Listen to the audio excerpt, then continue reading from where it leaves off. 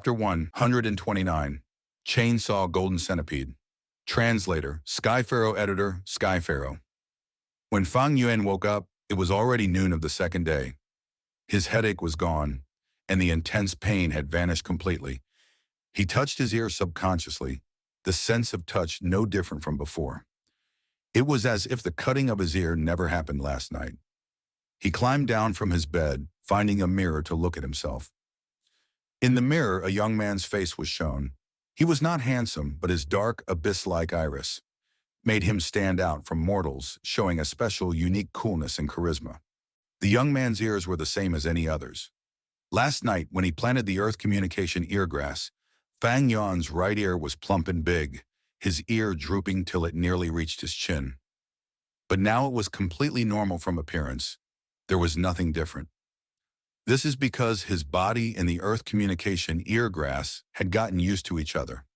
Fang Yuan's thought moved, and from his aperture a little red steel primeval essence flowed along his body, moving up towards his right ear. At once his hearing improved multiple times, and numerous footsteps could be heard. Although he was on the second floor, he had a feeling of stepping on earth. Fang Yuan paid attention and listened as his primeval essence continued to be used, and his hearing improved as well. In the mirror, roots started to grow out of his ear. These roots were like the roots of 1,000-year ginseng, extending from his ear towards the outside, constantly growing longer and moving towards the ground. At the same time, his right ear had the notion of becoming fatter. Fang Yuan stopped using the Earth Communication eargrass, and a second later, the roots growing out of his ears retracted, and his right ear became normal again. Of course, his hearing also went back to its initial state. This way, I have a recon type goo. Fang Yuan wore his upper shirt, taking out a water basin from under his bed. Last night, the bloody water had turned into blackish, dirty water due to the charcoal tossed in. The bloody towel submerged within was the same as well. There was still some white in the red color initially, but now it was all covered by the black soot. It was easy to make people assume that it was a cloth for wiping grease in the kitchen. This basin, when brought out, even if it was poured in front of someone, nobody would notice. Summer was coming, and many clansmen were trying to clean the stove that they used in winter. Often they would end up with a basin of dirty water, just like this. While the iron was still hot, Fang Yuan entered the rock-cracked secret cave again.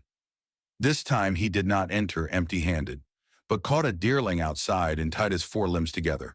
He used a steel contraption to bind its mouth, and then used the stealth scales goo to hide his presence and brought it to the rock door. He did not open the door in a hurry, but activated the Earth Communication eargrass. The roots extended from his ear, and his hearing ability amplified. Dong dong dong. Firstly, he heard a light sound, the sound of slow heartbeat. As the roots grew longer, the heartbeat became louder, and the sources of sound also increased. Fang Yuan did not need to think to realize that these heartbeats were coming from the jade eye stone monkeys in the rock forest. He shut his eye and he could imagine in his head the owners of these sounds hiding in their caves, curling into a ball and sleeping. But this was not what he wanted to find out. He continued listening, his right ear already becoming slightly fat, the ginseng limbs growing out of his ear almost 1/2 meter long, the roots having sentience. They extended to the rock door and stabbed in rather shallowly. At this moment, Fang Yuan felt that his hearing had a gigantic boost. With him as center, he could hear the numerous noises of a 300-step radius. This was the Earth Communication eargrass's true usage. What he did in the village was merely a test. If the Earth Communication eargrass's roots did not touch the ground, for a rank 2 Rikongu, it was at a very average level. But once the roots are in the ground, its range would drastically improve. This was understandable. On Earth, the theory was that sound travels at a speed related to its intermediary. Sound in the earth or in water, the speed of transmission was far greater than through air. In ancient China, some soldiers in war when sleeping would use a wooden quiver as their pillow. Once any cavalry attacks, the soldiers would hear the noise from the earth and be awakened in time. If they waited for sound to travel by air, they would not have time to react. The roots grew into the rock door, and Fang Yuan could instantly hear the commotion behind it. It was a very scrambled and confusing noise, but very frequent. Compared to this noise, the stone monkey's heartbeat was like the sound of drums. If a newbie was using this earth communication eargrass for the first time, upon hearing this, they would be thinking of all the possible guesses. But to Fang Yuan, this noise was expected, and he only listened for a while before frowning. He pushed open the rock door. The rock door was heavy, but with his strength of 2 bores now, it was easy. The rock door opened, and a dark, long tunnel appeared in front of him, stretching on at a straight line towards the unknown.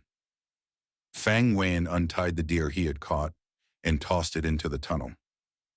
The deerling was very smart. Sensing the dangers of the dark path ahead, it did not dare to move forward.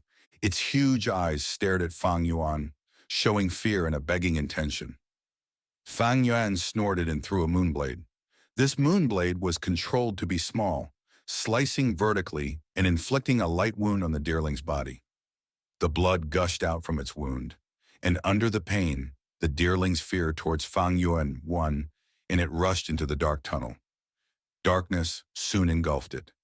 Fang Yuan activated the earth communication eargrass again. This time the roots grew into the walls. His hearing amplified, and first he heard the deerling's footsteps, its heartbeat, and some other noise. Golden Centipede's cave is precarious.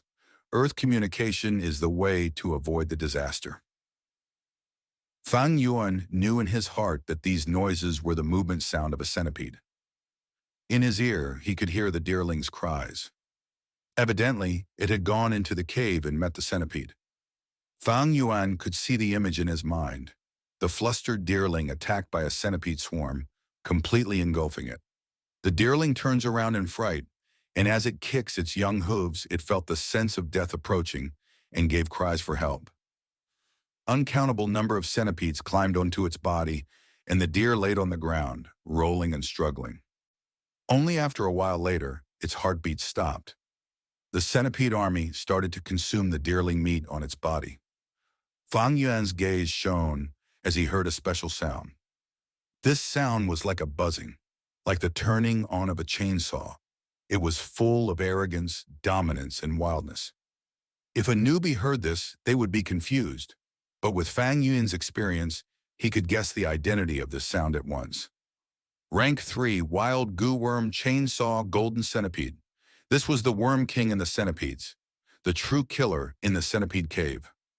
Fang Yuan could completely imagine, a meter over in length, the breadth of 2 fists coiling and slithering around the cave.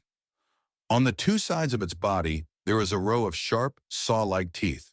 As it moved, the chainsaws also moved around rapidly, just like an electric chainsaw. The chainsaw Golden Centipede's arrival caused the centipede army to quieten. It came ferociously, and wherever it went, the centipedes gave way, showing the half-body remains of the deerling. It climbed to the deerling's body, opening its mouth and consuming the deer blood and deer meat, and when it got to the bones, it coiled its body up and used the chainsaws to lightly grind against the bones, turning it into powder easily. Even the white jade goo's defense cannot endure this chainsaw Golden Centipede's attack.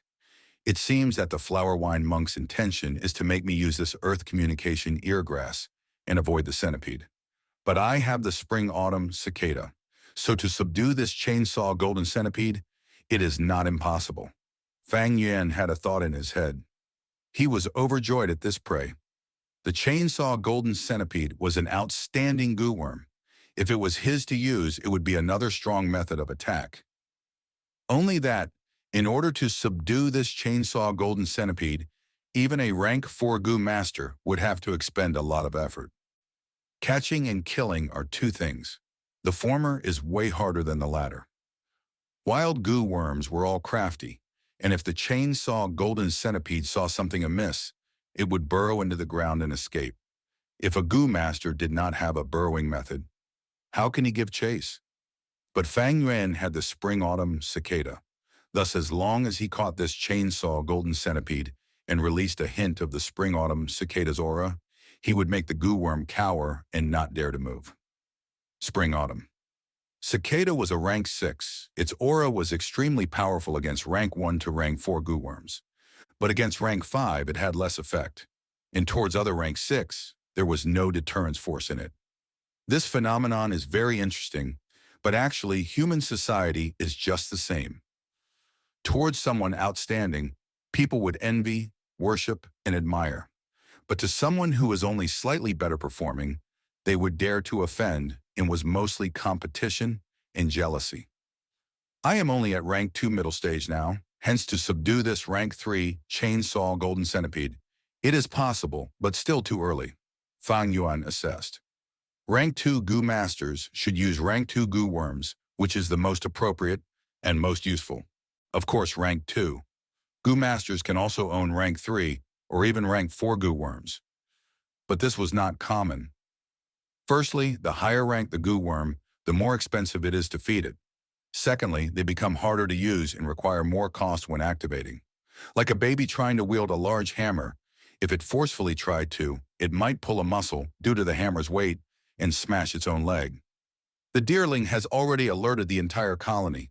It would take 10 days to half a month for these centipedes to calm down. After my testing, the thought in my heart has been affirmed, but I have no chance to strike yet. Why don't I slow down and give it some time? This matter cannot be rushed. Fang Yin left his thoughts here and closed the rock door again. He then left using the stealth scales goo.